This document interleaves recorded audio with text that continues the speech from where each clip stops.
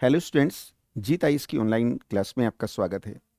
देखिए, आज जो मेरा एक छोटा सा टॉपिक है, एक्चुअली में अभी 12 दिसंबर को जो लोअर पीसीएस प्रीलिम का एग्ज़ाम हुआ, तो उसके मेंस के एग्ज़ाम की क्या स्ट्रेटजी होगी और उसका क्या सिलेबस होगा, आज मैं उस पर डिस्कस करूँगा। तो देखिए, एक्चुअली में उसका सिलेबस क्या है मेंस का और स्ट्रेटजी। अगर आपकी स्ट्रेटजी बेहतर है और आपने सिलेबस के प्रॉपर नेचर को समझ लिया है, तो मैं समझता हूँ कि आधा काम पूरा हो गया है। Well begun is half done. तो स्टूडेंट्स देखिए, क्वेश्चन नंबर इसमें देखिए आपके दो पेपर होंगे। क्वेश्चन जो पेपर फर्स्ट है, एक्चुअली में वो जनरल स्टडी का है। जनरल स्टडी, उसके सिलेबस को भी डिस्कस करूंगा। ये जो पेपर हैं दोनों दोनों पेपर जो होंगे, ये 200 मार्क्स एंड 200 मार्क्स के होंगे और दोनों का जो ड्यूरेशन होगी ये 3 आवर आपको मिलेगा। और पहले पेपर में आपको 20 क्वेश्चन होंगे, 20 क्वेश्चन। और जो दूसरा पेपर है उसमें 5 क्वेश्चन होंगे। लेकिन जो सेकंड पेपर है, हिंदी बोलते हैं इसको, हिंदी भी है, उसमें कई चीज़ें हैं हिंदी और ऐसे भी है। ये पेपर एक ऐसा कंपलसरी होता है कि अगर इसमें 35% से कम मार्क्स आते हैं तो उसको फेल माना जाएगा। तो इसलिए ध्यान रखना है, 35% मिनिमम दिया गया है, इतने मार्क्स जरूर आने चाहिए। और ये पेपर क्वालिफाइंग के साथ साथ ये भी ध्यान रखना है, जैसे हम यूपीएससी में देखते हैं कि एक इंग्लिश का पेपर होता है और एक लैंग्वेज में जनरली नॉर्थ इंडिया के लोग हिंदी लेते हैं, तो वो क्वालिफाइंग होते हैं, उनके मार्क्स काउंट नहीं होते। लेकिन यहाँ स्टेट के अंदर इसके मार्क्स काउंट होते हैं, ये ध्यान रखना है। इसमें इंटरव्यू भी रखा गया है, ये 50 मार्क्स का है। तो प्रीलिम के जो मार्क्स होते हैं आपके, वो काउंट नहीं होते, लेकिन मेंस के और इंटरव्यू के मार्क्स काउंट होंगे। तो टोटल अब आपके पास 450 मार्क्स हैं। तो स्टूडेंट्स देखिए, अब question number paper number first को लेकर चलता हूं।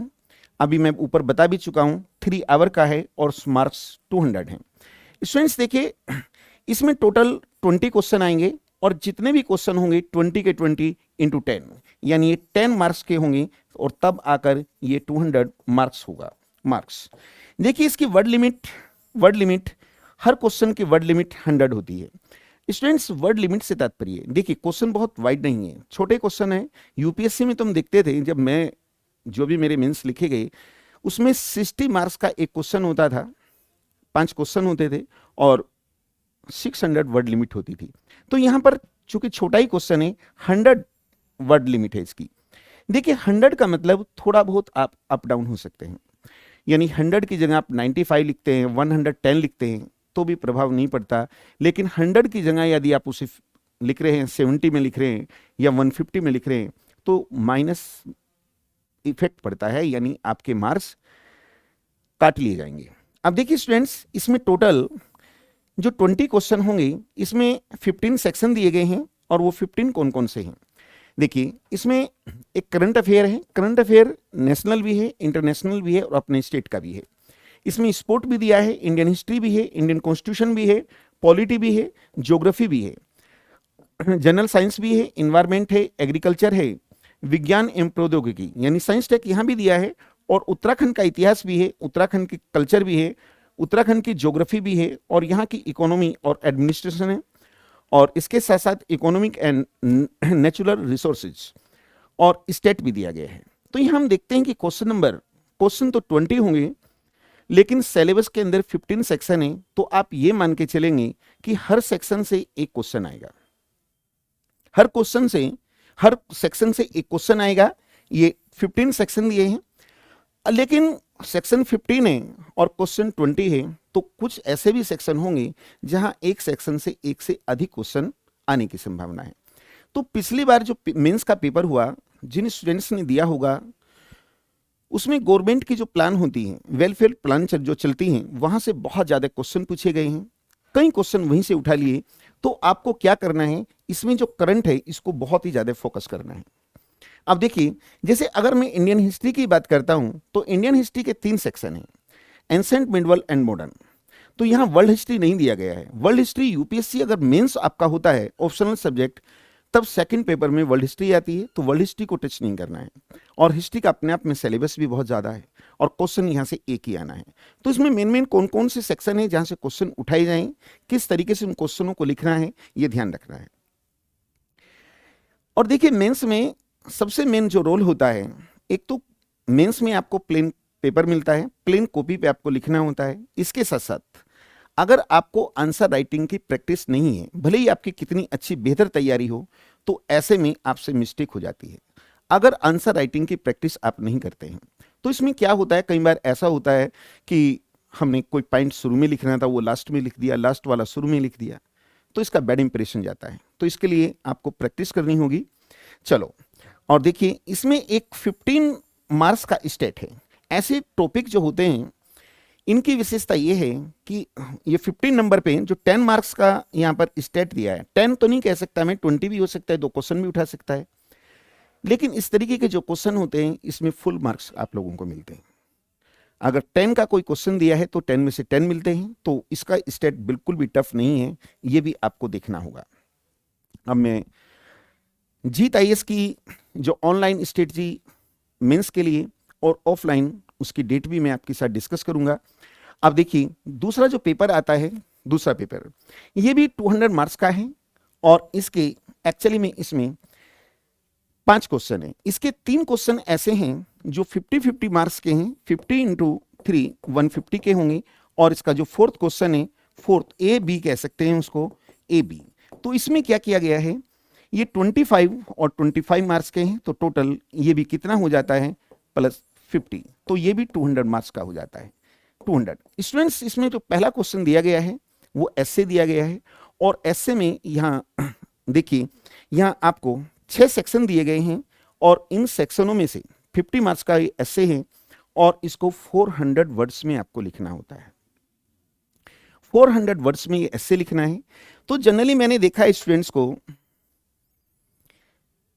ऐसे किस तरीके से लिखा जाता है। कई बार बहुत अच्छे स्मार्ट लोगों से मैं मिला हूं, यहाँ पर मुद्दत हो गई है मुझे इंटरव्यू प्री और मेंस की तैयारी कराते हुए, 2006 से करा भी रहे हैं। कई बार बच्चे अभी तक ये भी नहीं समझ पाते कि ऐसे में कहाँ लाइन चेंज करनी होती है, कहाँ पैराग्राफ चेंज करना होता है, ये भी बहुत वैल्यू रखता है। इंट्रोडक्शन जो हम लिखते हैं, तो इंट्रोडक्शन में क्या होना चाहिए, कॉन्क्लूजन कैसा होना चाहिए, ये भी ध्यान रखना होता है। देखिए ऐसे हमें रटना नहीं है, कॉन्सेप्ट एक होना चाहिए। हर स्टूडेंट्स की लैंग्वेज अलग अलग हो सकती है, तो ऐसे जो भी ऐसे पूछता है उसमें आपको इकोनॉमिकल डाटा भी देने होते हैं। इंडियन कॉन्स्टिट्यूशन के अंदर यदि कोई आर्टिकल उससे संबंधित है तो वो भी देना होगा।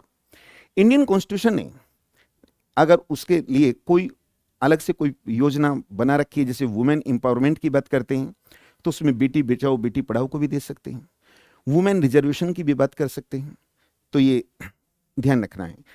कोई केस स्टडी भी उसमें आप दे सकते हैं, तो ऐसे में इन चीज़ों का ध्यान रखना है। कुछ लोग मैंने देखा है यहाँ पर ऐसे के संदर्भ में लिखते हैं तो हेडिंग डालते हैं। वैसे मैं आपको बताना चाहूँगा, ऐसे में हेडिंग बेहतर नहीं होता, जहाँ हेडिंग डालना होता है वहीं पर हमें पैराग्राफ चेंज करना चाहिए, ये ध्यान रखना है। कुछ लोग क्या करते हैं, जनरली कलर्ड पेन यूज करते हैं और उसको अंडरलाइन कर देते हैं। अंडरलाइन कलर पेन से कर रहे हैं, कमीशन का एग्जाम वो क्यों करते हैं, इसका मतलब ये थोड़ा ही कि एक्सपर्ट को हम फोकस करा रहे हैं कि इसको देखो इसको, ऐसा नहीं है। कमीशन इस एग्जाम को ले रहा है तो एक एक वर्ड आप लोगों का पढ़ा जाता है, तो ये ध्यान रखिए। अब इसमें ये देखिए, इसमें लिटरेचर है, कल्चर है ना, सोशल के ऊपर यहाँ भी है, उत्तराखंड के संदर्भ में साइंस टेक इन्वायरमेंट भी दिया है, ये करंट का क्वेश्चन दिया है, नेशनल और इंटरनेशनल, और ये डिजास्टर आदि के संदर्भ में दिया गया है।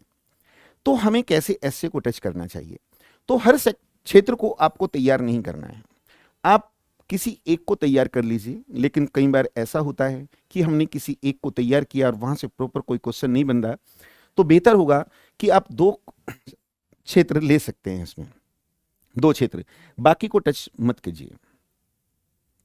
कोई 2 ले सकते हैं, लेकिन जैसे ये करंट का ही क्वेश्चन दिया है, करंट, तो करंट पे जनरली ऐसे टॉपिकों को हमें बिल्कुल नहीं छूना चाहिए।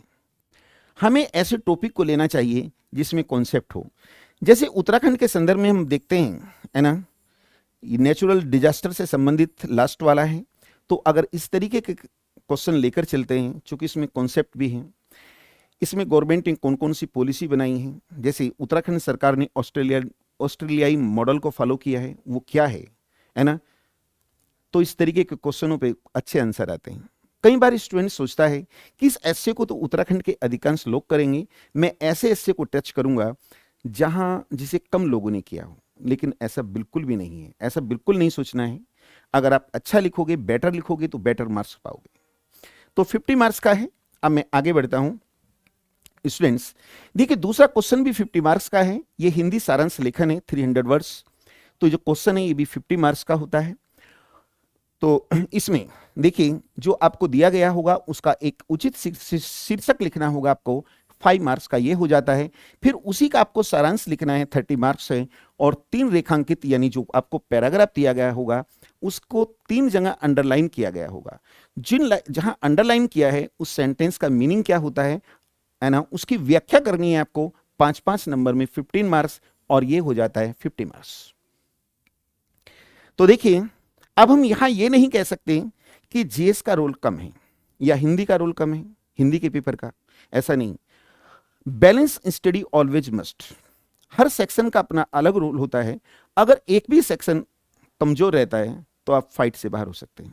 तो इसलिए मैं देखता हूं बहुत कॉल भी आ रहे हैं, बहुत लोगों ने ऑफलाइन में रजिस्ट्रेशन भी करा लिया है कि बैच कब शुरू होगा, कब होगा। लेकिन कुछ कहते हैं कि मुझे केवल एसए की तैयारी करनी है, कोई कहते हैं कि हिस्ट्री की करनी है जीएस में, तो वो बेटर नहीं होता। तो आप बाकी आप देख लीजिए। फिर देखिए, हिंदी आलेखन में क्या होता है, एक लेटर राइटिंग होता है। लेटर राइटिंग, लोग कहते हैं कि लेटर राइटिंग बहुत टफ है, ठीक, लेकिन 50 मार्क्स का है। ये बिल्कुल भी टफ नहीं है। ये 3-4-4-5 लेटर राइटिंग दिए हैं, ठीक। इसमें कोई टेक्निकल नहीं है, बस इसका क्या करना है, लेटर को जो ड्राफ्टिंग करते हैं, ड्राफ्टिंग उसी का खेल है। किसी लेटर में उसकी विशेषताएं आदि पूछ लेते हैं, ठीक।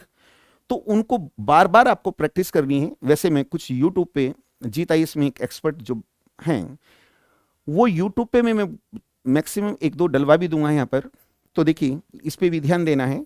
और इसमें हिंदी और इंग्लिश का भी रोल है। क्वेश्चन नंबर जो 4 और 5 है, ये 20-25 के हैं। तो हिंदी का एक पैराग्राफ आएगा, उसको इंग्लिश में ट्रांसलेट करना है, और एक इंग्लिश होगा जिसे हम हिंदी में ट्रांसलेट करना है। लेकिन लोग इस चीज को, इस 50 मार्क्स को काउंट ही नहीं करते हैं, गिनते ही नहीं है लोग। तो कई बार मैं देखता हूं, सोचते हैं कि इंग्लिश का कोई रोल नहीं है। अगर आप प्योर हिंदी मीडियम से हैं तो यहाँ इंग्लिश में ट्रांसलेशन तो ट्रांसलेट करना ही आपको सीखना होगा। अगर आप इंग्लिश मीडियम के हैं तो आपको हिंदी में ट्रांसलेट करना सीखना होगा उसे। तो उसके लिए वोकैब भी आपकी अच्छी होनी चाहिए। खैर, तो देखिए, मैंने पूरे सिलेबस को डिस्कस किया है। तो जिस स्टूडेंट्स के मार्क्स 100 अबव हैं वो बिल्कुल सेफ है, चाहे वो किसी भी कैटेगरी का हो। तो मेरे लगभग इस एग्जाम से जुड़े 20 ईयर अबव हैं, लगभग 25 ईयर हैं। वो मेरा एक्सपीरियंस कहता है कि 100 मार्क्स पर सेफ हैं, उसको अपनी मेंस की तैयारी शुरू कर देनी चाहिए। वैसे जीत आईएएस की इसी स्ट्रेटजी को कंटिन्यू करते हुए मैं आपको बताना चाहूंगा, जीत आईएएस में इसके जो मेंस ऑनलाइन बैच हैं, मेंस जो ऑनलाइन बैच है, ऑनलाइन ये 17 से शुरू होंगे। 17 दिसंबर, ये ध्यान रखना है, 17 दिसंबर से होंगे। और देखिए, आपकी जो क्लास होगी वो लाइव होगी, लाइव क्लास होगी। अगर कोई स्टूडेंट्स लाइव क्लास नहीं कर पाता है तो रिकॉर्डिंग और पीडीएफ फॉर्म में वो टॉपिक आप तक पहुंच जाएगा। तो 17 दिसंबर से। और जो इसके ऑफलाइन बैच हैं, ऑफलाइन बैच ये कमिंग मंडे से शुरू होंगे। कमिंग मंडे से शुरू होंगे। तो स्टूडेंट्स हौसला रखिए। जो लोग बहादुर होते हैं वो आगे बढ़ते हैं और लक्ष्य की प्राप्ति करते हैं। मेरी शुभकामनाएं आप लोगों के साथ हैं। तो 17 याद रखना है, 17 दिसंबर। और क्लास का जो टाइम होगा वो उससे पहले ही मैं आप लोगों को बता दूंगा। आप जिन लोगों ने जीत आईएएस को ऐप को डाउनलोड किया है वो नोटिफिकेशन आप लोगों तक पहुंच जाएगा। Thank you.